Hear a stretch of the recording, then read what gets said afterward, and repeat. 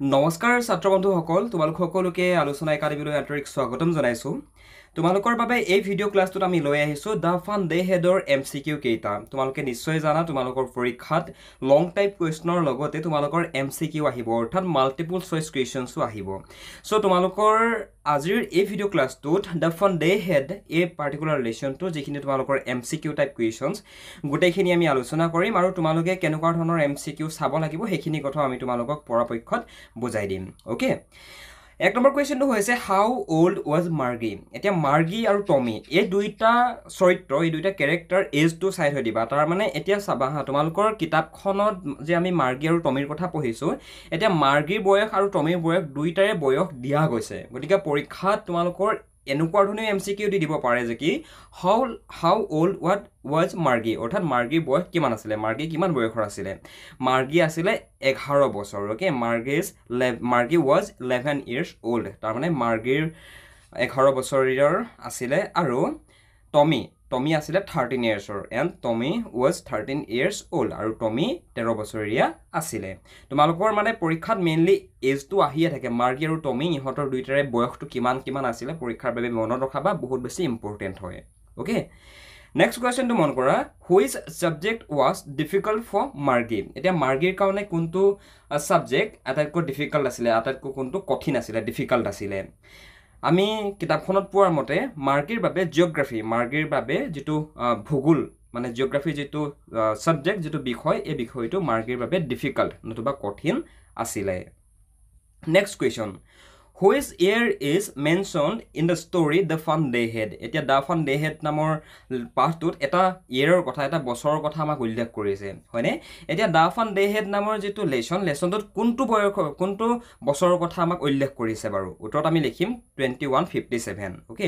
আমাৰ কিতাপত আছে 2157 গতিকে আমি পৰীক্ষাৰ বাবে চাম আমাৰ দ্য ফান ডে হেড নামৰ পাঠটোত 2157 এই বছৰটোৰ কথা মেনশ্যন কৰা গৈছে উল্লেখ কৰা গৈছে ভাইটি ভণ্টিসকল ক্লাছটোত আগ নপাহোঁতে তোমালোকে যদি ইংৰাজী বিষয়টো যদি বুজি নোপোৱা ইংৰাজী বিষয়টো যদি তোমালোকৰ পৰীক্ষাত সদায় প্ৰত্যেকবাৰতে নম্বৰ কমকৈ আহে তেনেহ'লে তোমালোকে আমাৰ লগত জইন হৈ ল'ব পাৰা তোমালোকক আমি ক্লাছ 9ৰ ষ্টুডেণ্টছখিনিক ইংৰাজী ছাবজেক্টটো আমি এক্সট্ৰাকৈ শিকাওঁ আমাৰ এক্সট্ৰা পাৰ্চনেল অনলাইন কোচিং আছে য'ত আমি তোমালোকক শিকাওঁ তোমালোকৰ কুৱেশ্যন আনচাৰ কেনেকৈ লিখিব লাগিব কেনেকৈ পঢ়িব লাগিব lesson explanation question answer explanation তো সকলো তোমালোকে যদি বিচৰা আমাৰ থ্ৰুৱেদি পঢ়িবৰ কাৰণে তেনেহ'লে পঢ়িব পাৰিবা ইয়াৰ কাৰণে তোমালোকে একো কৰিব দৰকাৰ নাই জাষ্ট ওপৰত দিয়া ফোন নাম্বাৰটোত ফোন কৰা নতুবা ডেছক্ৰিপশ্যনত এখন ফৰ্ম আছে ফৰ্মখন তোমালোকে ফিল আপ কৰি দিবা ওকে তোমালোকক আমি নিজে কণ্টেক্ট কৰি ল'ম next question what kind of books did Margie and Tommy read Margie আৰু টমিয়ে কেনেধৰণৰ কিতাপ পঢ়িছিল উত্তৰ লিখিবা টেলিবুকছ মানে হৈছে ডিজিটেল বুকছ অৰ্থাৎ মাৰ্গি আৰু টমিৰ ওচৰত যিবিলাক কিতাপ আছিল সেই কিতাপবিলাক মানে টেলিভিজন স্ক্ৰীণত শ্ব' হৈছিল এতিয়া উদাহৰণস্বৰূপে তোমালোকৰ এতিয়া এই কুৱেশ্যন আনচাৰ ক্লাছটো তোমালোকে ক'ত কৰি আছা ফোন এটাত নতুবা লেপটপ এটাত নতুবা কম্পিউটাৰ এটাত নতুবা টেবলেটত কৰি আছা এতিয়া তোমালোকে এনেই মন কৰাচোন তোমালোকৰ ফিজিকেল কিতাপখনৰ লগত ইয়াৰ জানো কিবা মিল আছে অনলি এটাই মিল আছে আৰু সেইটো হৈছে তোমাৰ ইয়াৰ টেক্সট কেইটা হয়নে নহয় কিন্তু তোমালোকে এতিয়া স্ক্ৰীণত যি দেখি আছা এয়া হৈছে ডিজিটেল বুক গম পাইছেনে বাৰু এতিয়া মাৰ্গি আৰু টমিয়েও ডিজিটেল বুকছ অৰ্থাৎ টেলিবুকছ সিহঁতি পঢ়িছিল সিহঁতৰ ওচৰত ফিজিকেল বুকছ তাৰমানে তোমালোকক স্কুলৰ পৰা যিখন টেক্সট বুক দিছে সেইখন তোমালোকৰ হৈছে ফিজিকেল বুকছ তো তেনেকুৱা ধৰণৰ কিতাপ মাৰ্গি আৰু টমিৰ হাতত নাছিলে যিহেতু এই লেচনটো সম্পূৰ্ণৰূপে এই লেচনটোক লিখা গৈছে তোমাৰ ভৱিষ্যত কালত হয়নে ভৱিষ্যতে আমাৰ শিক্ষা ব্যৱস্থাটো কেনেধৰণৰ হ'ব এই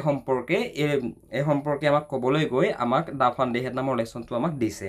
গতিকে তোমালোকে আগৰ ক্লাছটোতো আমি আলোচনা কৰি আহিছোঁ দা ফান ডে হেডটো সম্পূৰ্ণ অসমীয়াত গতিকে সেইটো ক্লাছ কৰি আহিবা লেচনটোৰ এক্সপ্লেনেশ্যন বুজি পাই যাবা তাতে next question what was strange about the old book Tommy found এতিয়া টমিয়ে যে এখন পুৰণীয়া কিতাপ বিচাৰি পাইছিলে হয়নে এতিয়া পুৰণা কিতাপখনত কি আচহুৱা যেন লাগিছিল কি আচহুৱা আছিল যিখন কিতাপ নেকি টমিয়ে বিচাৰি পাইছিলে উত্তৰ লিখিবা the words did not move অৰ্থাৎ শব্দবোৰ তাত লৰচৰ কৰা নাছিল এতিয়া মই তোমালোকক যদি ক'বলৈ যাওঁ তেনেহ'লে তোমালোকৰ মোবাইলৰ স্ক্ৰীণখনত যিখিনি আখৰ ওলাই আছে সেইখিনি আখৰ মই এনেকৈ লৰচৰ কৰি দিব পাৰিছোঁ দেখিছানে বাৰু লৰচৰ হৈ গৈছে মই যদি এইটো ডাইৰেক্টলি তোমালোকক লাইভ ক্লাছ কৰিলোঁ হয় তেনেহ'লে মই তোমালোকক আখৰবিলাক কম্পিউটাৰ কীবৰ্ডত কাটি লগালগ আকৌ বেলেগ আখৰ লিখি দেখাব পাৰিলোঁ হয় লগালগ হয়নে কিন্তু এখন কিতাপত যিবিলাক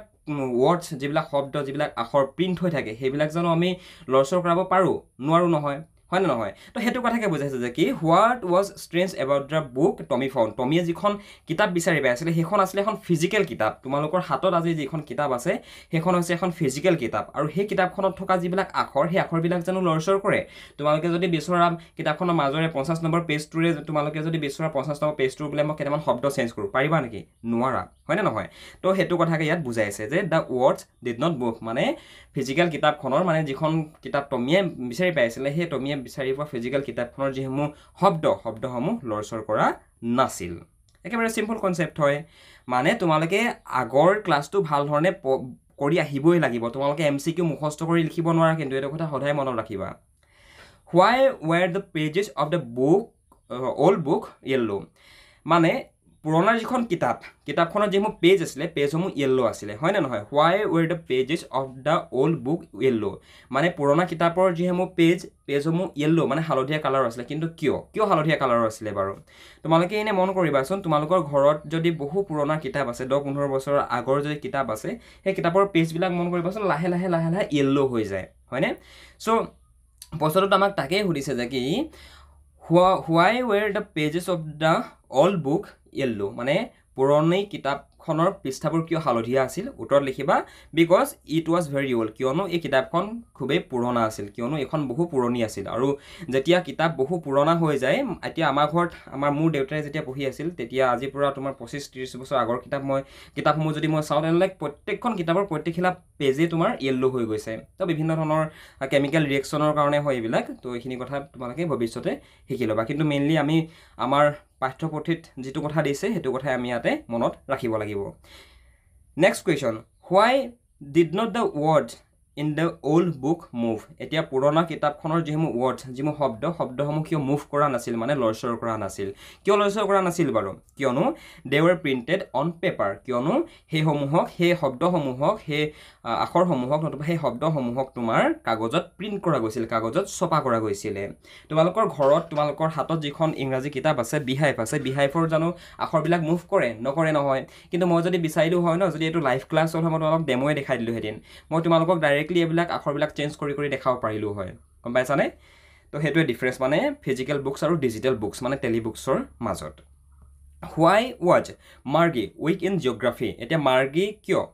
জিঅ'গ্ৰাফিত মানে ভূগোলত মাৰ্গী কিয় দুৰ্বল হৈ আছিল কিয় মাৰ্গী ভূগোলত দুৰ্বল আছিল উত্তৰ লিখিবা the mechanical teacher was too fast মানে মাৰ্গীৰ যিটো মেকানিকেল টিচাৰ আছিলে মেকানিকেল টিচাৰটো বহু বেছি ফাষ্ট আছিলে আৰু সেইটো কাৰণে জিঅ'গ্ৰাফি ছাবজেক্টটোত মাৰ্গী উইক হৈ আছিলে মানে দুৰ্বল হৈ আছিলে কিয়নো মাৰ্গী নতুবা